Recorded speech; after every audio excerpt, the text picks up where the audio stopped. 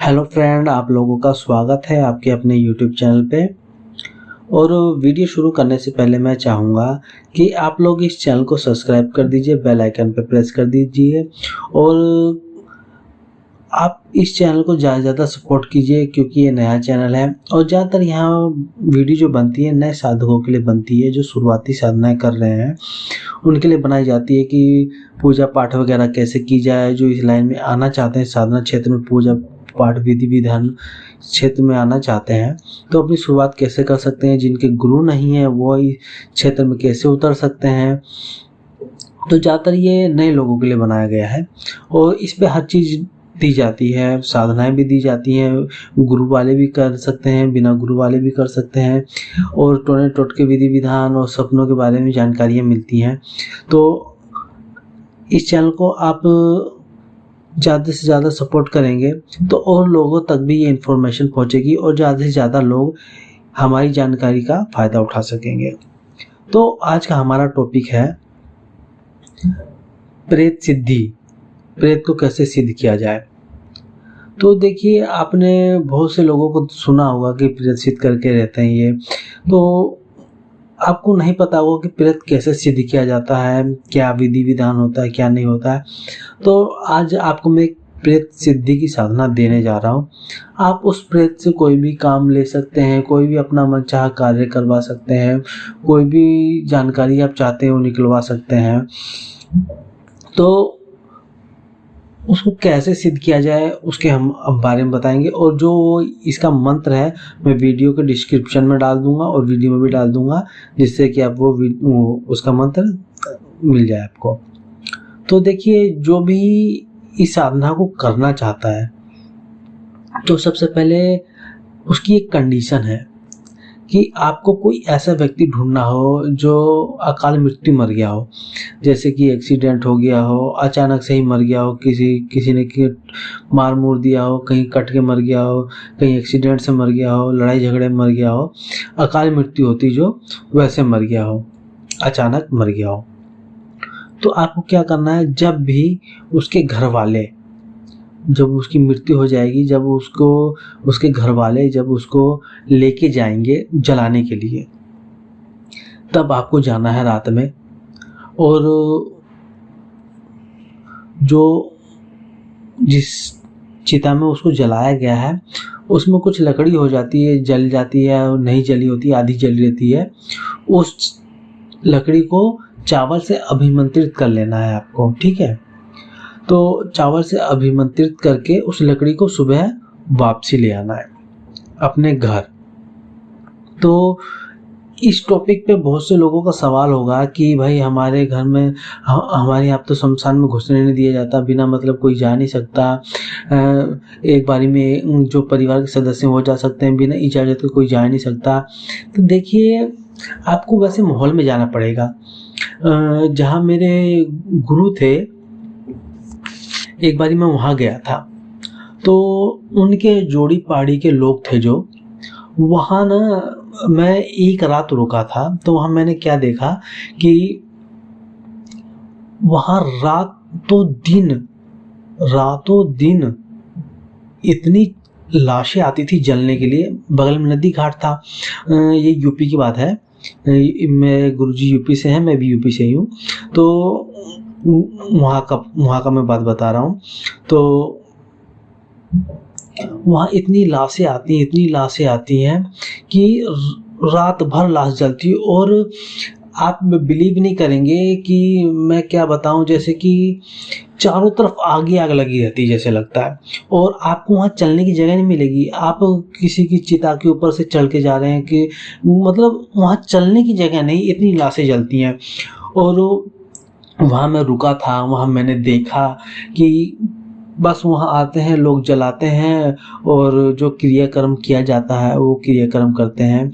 जैसे कि मैंने देखा था वहाँ कि जब कोई लाश जल जाती है तो उसका एक अंग रहता है जो वो नदी में फेंका जाता है।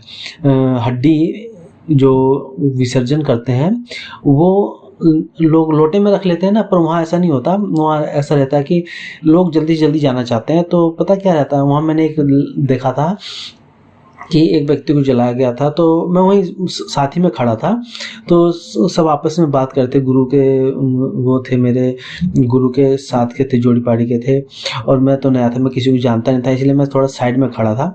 तो वहाँ मैंने देखा बहुत से लोग वहीं खड़े थे और ऐसे आम लाशें जल रही है, किसी से कोई मतलब नहीं, कोई भी किसी के लाश में चले जा रहा है, कोई भी लकड़ी लगा दे रहा है, कोई भी क्या कर दे रहा है, चारों तरफ सुनसान था। ठीक है, और वहाँ क्या हुआ कि जब लाश जल गई तो उसमें बहुत सा हिस्सा नहीं जलता, लास्ट में हड्डी रह जाती, इसमें मांस लग रहता है। तो लोग क्या करते हैं, वही हड्डी वाला मांस में जो हड्डी लगी रहती है उसको लेके जाते हैं, नदी में फेंक देते हैं, उसके बाद वो अपना क्रियाक्रम करके वहाँ से चले जाते हैं। तो लाश वैसी की वैसी रहती है, चिता वैसी की वैसी पड़ी रहती है। जिसको सुबह आना हो तो अगले दिन आता है, नहीं आना तो नहीं आता। तो वहाँ से आप इजीली लकड़ी उठा सकते हैं, कोई बोलने वाला नहीं है।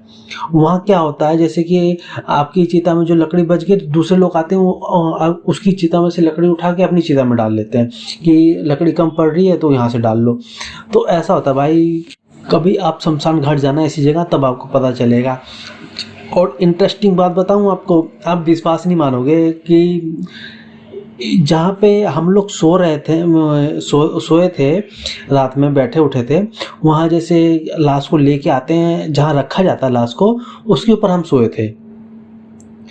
मेरे लाइफ का वो पहला अनुभव था, मैं शौक रह गया था। और जो हमारे लिए खाना बना था, मैं बता नहीं सकता, आप लोग सुनोगे तो क्या कहोगे कि खाना बना था, वो जो लाश जलती है ना, उसी में हमारा खाना बना था। एक्चुअली मैंने तो खाया नहीं, मुझसे तो भाई मुझसे रहा नहीं गया, मैं नहीं खा पाया, पर सबने खाया खाना। वहाँ खाना ऐसे ही बनता है, और वहीं लोग रहते हैं, वहीं सोते हैं, वहीं खाते हैं, वहीं रहते हैं। तो वहाँ ऐसे हुआ था। तो जो लाश जल रही थी, जो लाश जल जाती है तो बाद में उसमें आग बची रहती है, तो उसी में लोग चावल बनाते हैं, आटे की वो गोल गोल सी भोरी होती है वो बनाते हैं, तो उसी में सब्जी बनाते हैं, उसी में जो भी बनाना होता बनाते हैं, तो उसी में लोग खाते हैं।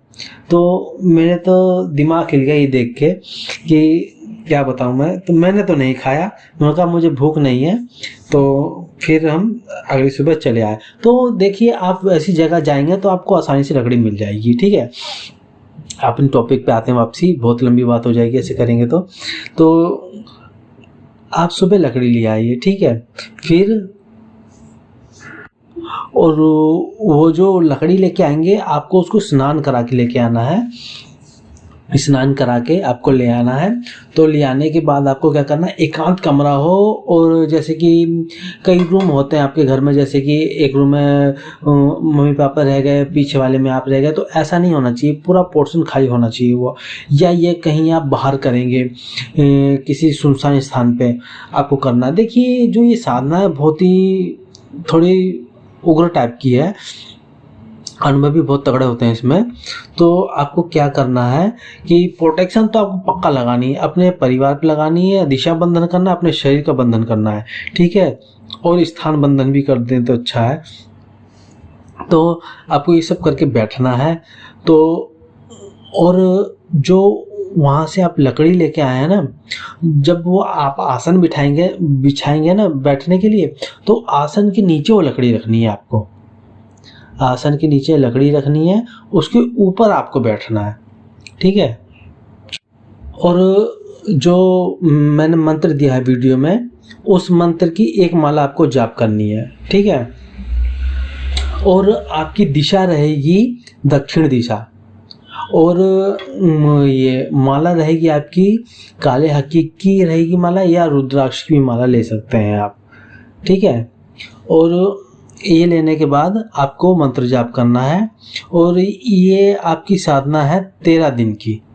13 दिन में प्रेत हाजिर होता है, वो आपसे बात करेगा, और आपको जो भी कार्य करवाना है, जो भी कार्य लेना है, कुछ पूछना है, कुछ भी अपना कार्य करवाना है, आप कर सकते हैं, वचन ले सकते हैं।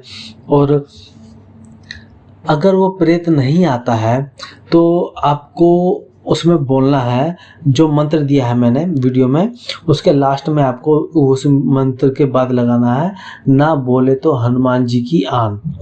क्योंकि हनुमान जी आपको पता ही है हनुमान चालीसा के बारे में, हनुमान जी प्रेतों को छोड़ते नहीं हैं। तो हनुमान जी की जब आन पड़ती है तब अच्छे सही हो जाते हैं। वो तो खैर एक प्रेत है, ठीक है। तो आपको ये करना है और उसके बाद आप कोई भी कार्य ले सकते हैं उससे। तो ऐसे लोग प्रेत सिद्ध करते हैं और आपको इसमें बहुत ही सावधानी बरतनी है और अपने गुरु को तो जरूर बताना है, क्योंकि इस साधना में ऊंच नीच कुछ भी हो तो आपके गुरु आपको संभालने वाले जरूर हो या कोई अच्छा जानकार हो, उसके सानिध्य में साधना करें। ये मैं हर वीडियो में बोलता हूँ कि ऐसा ना हो कि आपने ये साधना कहीं से सुनी या कहीं से मंत्र मिला, बस आप गए और उठ के बस जाप करने लग गए। तो उसमें कुछ कंडीशन भी होती हैं, जैसे कि माला सिद्ध होनी चाहिए, आसन सिद्ध होना चाहिए। तो ये सब जरूरी है साधना को सफलता की ओर ले जाने के लिए। ये चीज़ें बहुत ज़रूरी होती हैं। आसन सिद्ध होना चाहिए, माला सिद्ध होनी चाहिए, यंत्र सिद्ध होना चाहिए और जो आप प्रोटेक्शन लगाते हैं, घेरा लगाते हैं, वो भी सिद्ध होना चाहिए और गुरु की कृपा होनी चाहिए, अपने इष्ट की कृपा होनी चाहिए और सभी देवी देवता जिनकी आप आराधना करते हैं वो सभी प्रसन्न हो, ठीक है। तो ये बहुत ज़रूरी बात होती है। ये बातें आपको कोई जल्दी बताएगा नहीं और गुरु को तो बता के ही करनी है कोई साधना, बिना गुरु के बताए नहीं करनी कोई भी साधना, क्योंकि कुछ भी ऊंच नीच होता है आपके गुरु आपको पीछे से संभालने वाले रहते हैं। या कभी कभी ऐसा देखा है कि कुछ लोग बिना बताए साधना करते हैं।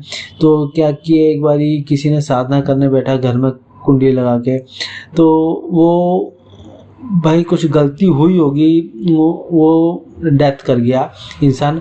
वो 2-3 दिन के बाद लोगों को जब बदबू आई तब पता चला कि ये भाई डेथ कर गया है, तो दरवाज़ा तोड़ के उसको निकाला गया। तो ऐसे भी होता है कि कहीं कुछ अनहोनी हो जाए, तो इसीलिए किसी को बता के जरूर रखना चाहिए ताकि कल को कुछ भी हो, हादसा वगैरह हो, तो लोगों को पता हो आप क्या कर रहे थे, क्या नहीं कर रहे थे, आप कहाँ हो कहाँ नहीं, वो आपकी रक्षा कर सकें या आपके बारे में जानकारी दे सकते हैं। आपने आपके परिवार वालों को, कोई भी जो आपको ढूंढ रहा है उनको बहुत दे सकते हैं। तो इन चीज़ों का ध्यान रखिए और हमसे जुड़े रहने के लिए तो इस चैनल को सब्सक्राइब कर दिए और इस पे और भी इंटरेस्टिंग वीडियो आएंगी और जो भी अपने अनुभव वगैरह बताना चाहते हैं लोगों को, वो हमें हमारी ईमेल आईडी पे हमें मेल भी कर सकते हैं या डिस्क्रिप्शन बॉक्स में भेज सकते हैं अपने अनुभव, या हमारी ईमेल आईडी पे हमें मेल कर सकते हैं। तो आज की वीडियो में इतना ही, धन्यवाद।